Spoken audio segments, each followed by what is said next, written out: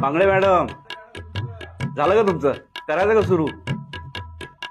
काय कदम सर, काय परिस्थिती आहे?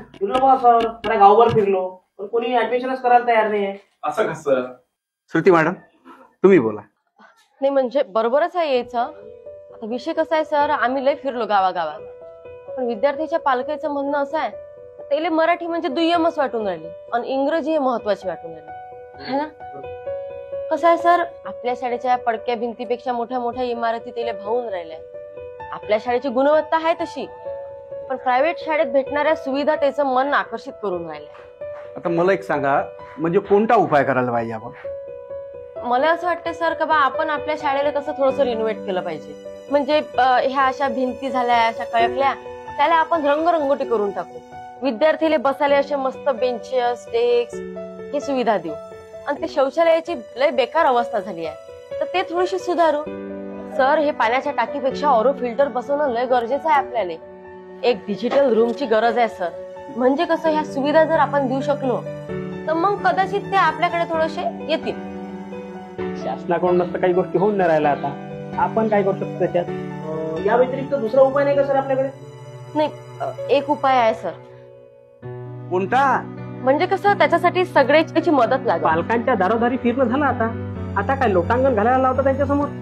सांगत होते पटकन काय उपाय आहे तो? म्हणजे आपण जर सगळ्यांना एक एक पगार आपल्या शाळेसाठी दिला तर? काय बोलता मॅडम, एकदम बकवास आयडिया आहे. आपला पगार पण द्यायचा त्याला? आपलं काम आहे का ते? शासन पाहत बसून ते काय बोलून राहिली? पागल झाली काय तू? हे पहा, मी हे सगळं विचार करूनच बोलून राहिली.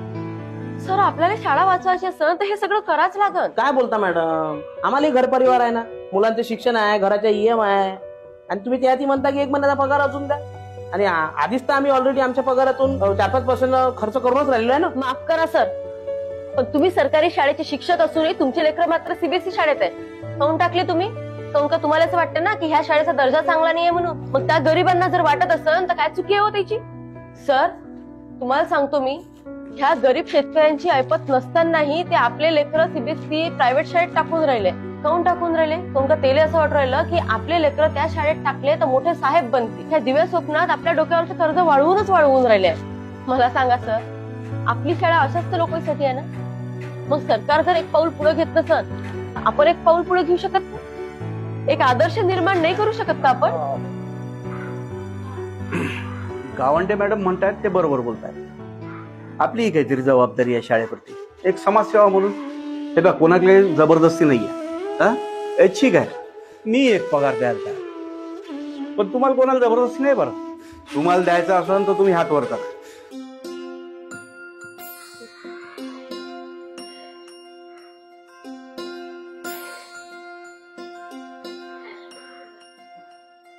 तू काय हात वर करू राहिला? सर माझा पगार घ्या, मी त्या शाळेचा कर्मचारीच आहे.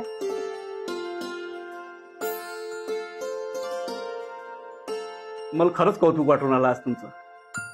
एक मुख्याध्यापक म्हणून ऊर भरून आला.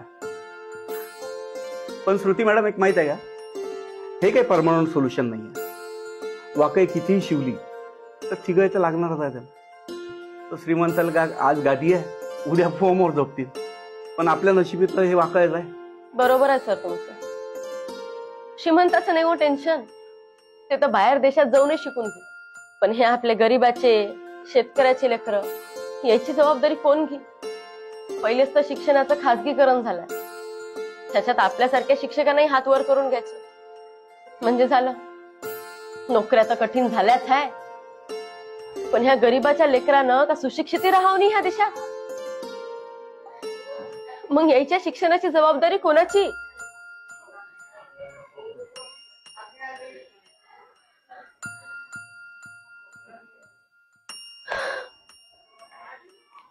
महाराष्ट्रासारख्या प्रगत राज्यात कितीतरी गरीब लेकरं शिक्षणापासून आजही वंचित आहे.